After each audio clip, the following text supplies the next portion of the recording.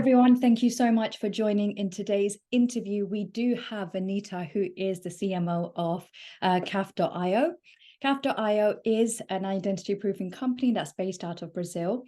She has 20 years of experience building and running go-to-market teams, and also has a proven record worldwide in working across startups. I know that she's also been driving the demand for key markets, especially working across organizations like Arcos, Labs Symmetry, which was acquired by PayPal, as well as heading up the product marketing strategy for Threat Matrix, which was then later acquired by LexisNexis. With that said, she also has tons of leadership experience across a payments organization, working with some of the largest organizations that everybody would know of, which is Visa, Capital One, Standard Chartered Bank. Vanita, welcome. What comes up for you as you hear me speak very briefly about your career overview? Thanks a lot, Razia. Nice to be here and really appreciate the opportunity. As you were talking, I think it just, we take one day at a time, and you look back, and I'm grateful to have worked for all the companies. It's called the Capital One Mafia, the Visa Mafia, the Threat Metrics Mafia. So, just being a part of the company where a lot of successful professionals have come across has really helped me build my network and drive success for the companies that I've been in. So I'm incredibly grateful and really honored to be here. I'm so pleased as well. And given that, not only because of your track record, but also it's lovely to see a woman of color be a strategic role, and especially given the kind of challenges that we've all seen in many, many years and still do today. I suppose my first question that I'm curious to ask you is there or has there been any key milestones that's continued the growth for your career, and maybe some personal as well, that you'd like to add? Yeah, I think, so I'll give, this is something that I tell. I have two daughters, and I kind of constantly tell them to be okay with failing. Working each of these experiences that you mentioned were incredible learnings for me. I learned a lot, met new people, kind of developed skill muscle that I say that what one didn't think that they had. So they've been really, really, really great. As I look back, I think there are a couple of things that have driven that. One is being comfortable in being uncomfortable, like sitting in that discomfort of not knowing, sitting in the discomfort of knowing that you have to learn, but having the ability to trust in yourself that I'm going to get through it. I'm going to find a way. And knowing that one aspect of finding the way is to leverage the network. So it's, again, the ability to take a risk and say this, I'm going to go and do something as a career which I just have no clue about, or it might not be something that I've done before, has been really incredible in helping me go from one company doing one particular thing to another very different company doing something very, very different. So that's been really powerful. And one of the aspects of something that drove that was the ability to fail and be okay with failing, right? And that came early in my career. I was a very good student. I grew up in India, tiger parents, and I went for my undergrad, and I had a really bad first year. I just didn't study. I just didn't realize that one needed to study every day to do well in physics honors. And I really bombed my first year. And the fact that there was failure and I had to live through that actually transformed the person that I became. I was okay with failures. I was okay with not doing well. And you were talking about failing fast. I think that's really important. And then take a lesson and move on, and not consider yourself to be a loser because of that. Oh, I completely love that. I have a good friend who actually drums in my head. The quicker you fail, the better it will be, because you just can't be too afraid to kind of try new things, and sometimes I can be a bit cautious, but I love that. So what have been some of the challenges that you faced? And mostly what I'm interested in learning is the tactics that helped you as a woman in the identity space and in the payment space to really progress and grow, and almost enjoy those struggles, I suppose. Yeah, I think there are a few, ways to answer, a few things to consider. So when I was young, I'd sit there and I'd hear people talk about the fact that, they were hesitant to answer the questions and all. And I was like, I never have this problem. I felt I was special, And because I just powered through, and a lot of times, like, I feel like I was just not aware of a few of the things that were said, or I let this, it just wouldn't register. And as I got older, I meet with some of my colleagues who've had similar experiences, and we have recounted, and we're like, oh my God, we went through a lot of, difficult times. We just didn't even realize. A lot of comments that just didn't register were incredibly, demeaning, or so to speak. So I feel like at a personal level, that has helped me become a more empathetic leader, and has helped me kind of talk to other women, and kind of have them be okay with the discomfort they're feeling, and be okay with raising their voice against something that they don't agree with. The other aspect was, what were some of the things that that have helped navigate the career aspect. I fundamentally believe that people are willing to help you if you ask. So I think a lot of times we get hesitant and we don't ask questions. So throughout my career, I've had people that I've gone to, and there's people that I still call, and these folks have taught me the most basic. Like, I've called them and say, hey, I'm about to write something or speak about something, and I'm working on something. I have no idea. Can you help me? And people are very willing to, share their insights. And then you need to have confidence in your ability to take those insights and build on it, right? So have an inquisitive mind, the intellectual curiosity to learn, to be able to get better, go beyond what is obvious, but also seek help, and just trust your ability to get through it. Let's say sometimes the only way out is through it.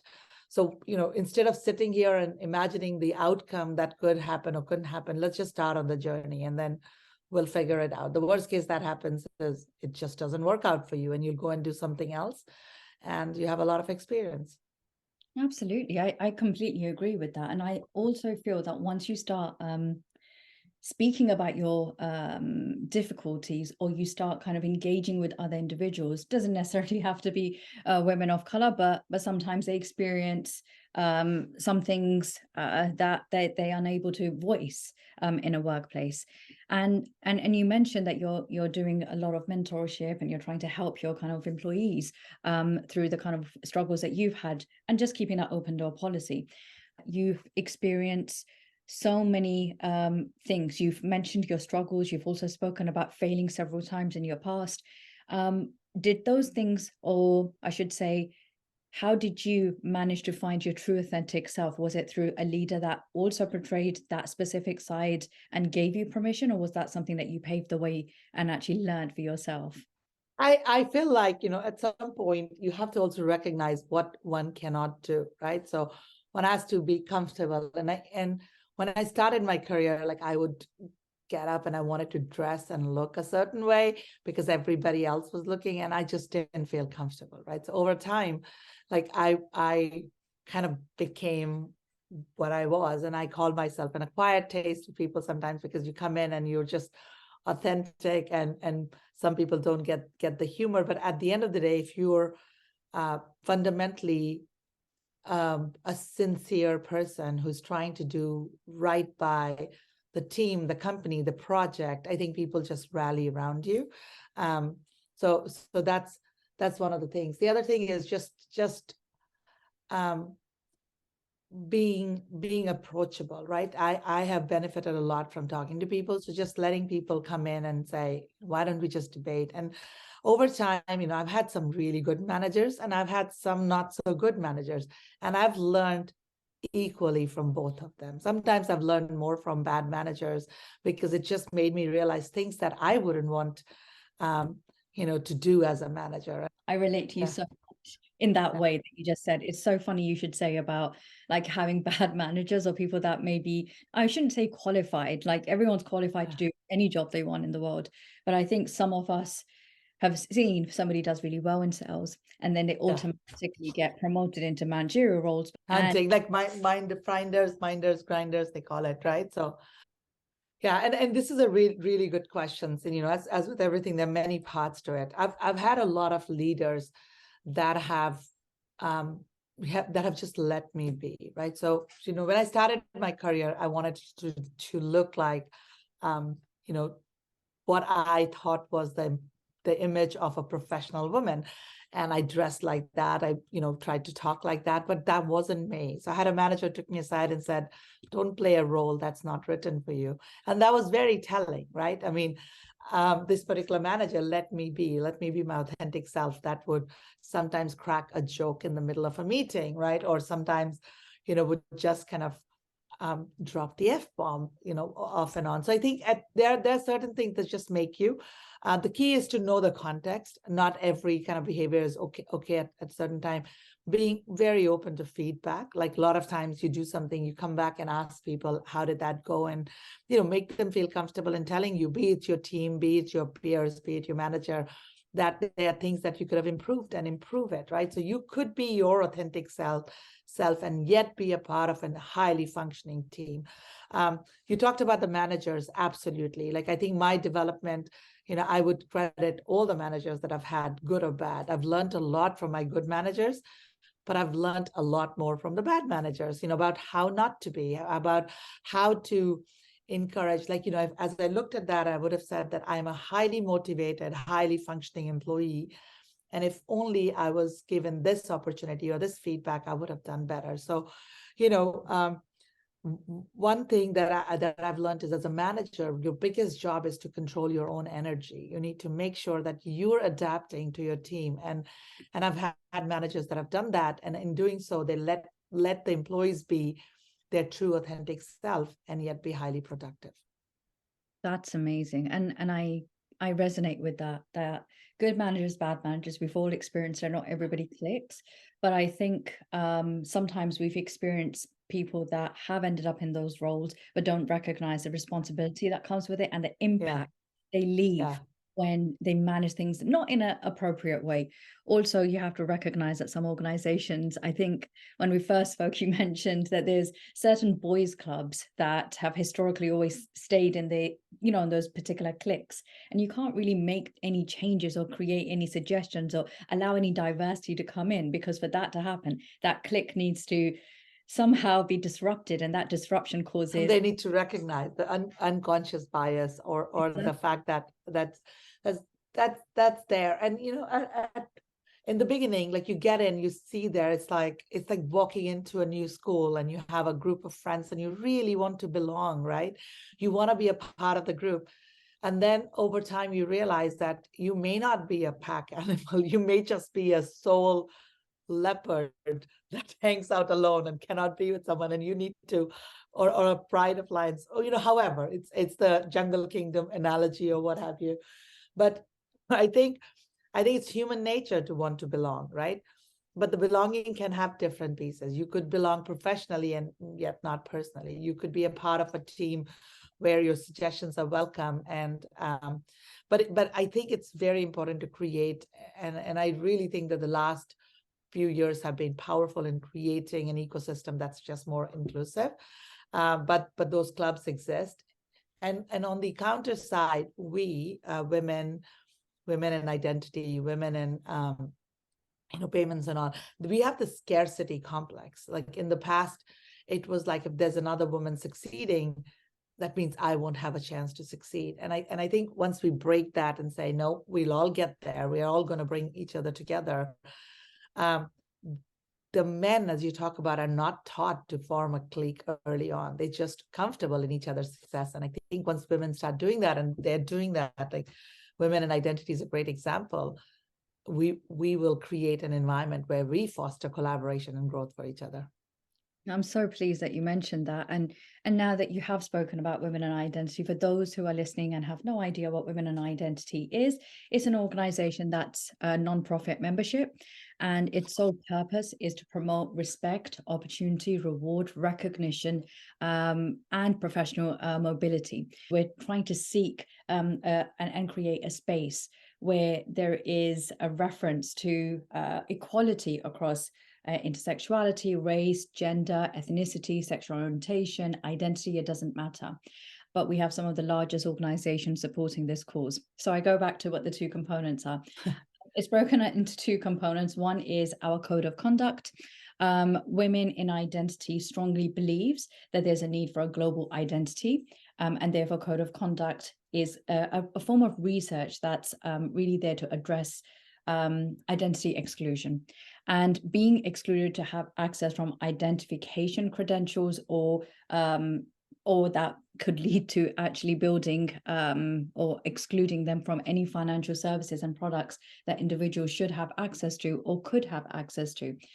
We're looking at spaces where they're creating lots of identity solutions and products, but the first step is really building what identity looks like, and it's really trying to review that landscape of what exclusion looks like. So we're doing a research across two markets. One was the UK, the other was Ghana. And this research was there to provide kind of market analysis, best practices, and some guidance around how we can make it more inclusive. The second component to that is really us trying to champion the space for identity from a perspective of really encouraging a more diverse workplace. Given that Vanita and I are speaking about how there are forms clicked within every organization, we're not here to suggest that we are able to kind of remove all of those concerns, but what we are actively working on is doing highlighting and elevating talented people who already do great work. However, they might not get represented across the industry as much. And it's really a great platform for enabling them to kind of participate and actually have their voices heard. Now that I've spoken a little bit about women and identity, and Vanita, you've mentioned that you guys also collaborated with us. Tell me a little bit, what does the partnership between Women and Identity and CAF do for the organization? Yeah, so we are incredibly lucky to have Emma Lindley as our MD of International Expansion. And the first time she spoke about it, there was almost like an energy that surged through the company, right? We are a global identity company, but we were originally founded in Brazil. And having the women that work in the company have access to a global platform was incredibly powerful, right? I'm a part of the Do Better Together, Rise Up, program within Money 2020. So between Emma and I, we're very passionate about driving this, and I think that it's as you said, it's a platform for people to collaborate. It's a platform for people to learn. And it's a platform for people to see that there are other role models that are successful in the space, right? And that brings me back to when I was early on, I'd be a part of these cliques, like because I have a communication style that might be more masculine than a lot of other people. So one part of my growth was recognizing that I may have inadvertently shut out other women, and that was like very humbling, right? And it's not because you are, you're silencing them or you're competing with them, but you just are echoing a behavior that might make certain people uncomfortable. So the key is to take everybody together, to be spatially aware. And I think Women and Identity provides that empowerment to women to say, you know what, if I don't like something, I'm going to go reach out and talk to someone. No, I really appreciate that feedback. And I have been working with Women and Identity for about a couple of years now. And my role here is to lead the sponsorship side. For anyone that's listening that might be interested in a practical way of getting involved, of course, I mentioned the code of conduct, but also from a practical perspective, you can also think about doing sponsoring Women and Identity, which will allow you to have access to doing co-branded meetups, whether that's in your office or in an event that you guys might be organizing. It could also be an opportunity for speaking slots. So having a speaker either from Women and Identity that come and represent and speak to that specific topic, or you within your organization can also participate and actually have a platform to speak across many different platforms that we speak to, whether that's Identiverse to MRC to Money 2020 and so many other events that I probably can't remember on top of my mind. There's also interviews from our website that you can also see that are allowing you to not only promote yourself branding, but also it allows you to have a voice to be able to express how you feel. And there's a jobs board as well, which I think is also very, very good. It's a great way, especially with everything that's going on in the economy at the moment. So definitely check that out as well. Now, I'll go back to asking you a couple of more questions. I suppose one of my questions that I wanted to know was, what was one of the most important lessons that you learned along the way, given that you have worked at some of the largest organizations, and you have been doing the role of a chief marketing officer as a woman for quite some time in these organizations. So I suppose I have two questions. Part one is, how did you kind of climb your way to earning that space? And secondly, what are some of the lessons that you learned along the way? So yeah, the first question is, a lot of times we do the job and don't ask for it. So I had a colleague who, when I joined Simility, he's like, take the C title, just call yourself the C title. And so I think that encouragement, and it was a male colleague, right, from somewhere else, saying it's okay to be ambitious, it's okay to want to win, right? As an athlete, we are taught it's okay to want to win. You need to be willing to put in the effort. So that's been, very fundamental. If you want a career, ambition is okay. And we are sometimes taught to wait for the time things to happen if it's the right, but it doesn't, right? Sometimes you have to know what you're qualified for. You have to know your worth, and you need to be willing to ask for it. So I think that's been one of the questions, that if you feel like you deserve the C title, go ask for it. If you want to be in the next thing, declare the intent. Be vulnerable and go out and say, I want to get to the next stage. What do I need to do? And then you're working with your, mentors, your manager, your colleagues to help you get there, right? So there's a little bit of power in there. Payments is complex, fraud is complex, identity is complex, but there are really smart people around, right? So I keep coming back to it. So sometimes, answer may not be like, I tell my team, if I have the best answer, something has gone terribly wrong. Like, we all need to have good ideas, and we need to bring together. The same goes with, understanding the space. What's been helpful in my case is the companies that I work for, the diverse experience that I had, and the applied integrative thinking, being able to take something that you learned somewhere very different and applying it to your current job, and the ability to have, the exposure to all these folks, these business models that have driven. I just think it opens your mind to a different level of thinking, and that's been really powerful. So be ambitious. Don't be ashamed of ambition. Ask for what you want, what you think you deserve, and be open to declaring intent and telling everyone that you want to work towards it. I think it's like, when people say about weight loss, tell people that you're trying to lose weight, and the world is going to rally around you. So I think those are important aspects. I love that. Declare your intent. I like that a lot. So that's the highlight for me. Thank you so much. I suppose now this time I promise this is the last two questions, right? Question one is, in one sentence, why does diversity matter to you? I think it's about having a different look at the same problem and having that perspective. Diversity is not just about checking the box and saying we have different genders, different religion, different sexual orientation. It's our experiences have made who we are, and those experiences have created an ability for us to look at a particular problem or a particular situation and have a solution for it. If we all look at it with our experiences, I think we get to a place, right? We had a recent issue where I leveraged our head of people, and she had a perspective that was just so unique. And halfway through it, I had to be like, oh my God, I would not have thought of this problem this way. So having the diverse perspective makes us better decision maker. I think the decisioning is better, the environment is better, and the group think is avoided. I like that a lot. And I think one of the objections, I don't know if I can call it that, that I had when I was speaking to one of the potential sponsors to sponsor us was this individual in a similar role to you mentioned that we are X amount diverse within our organization. What's Women and Identity going to do for us?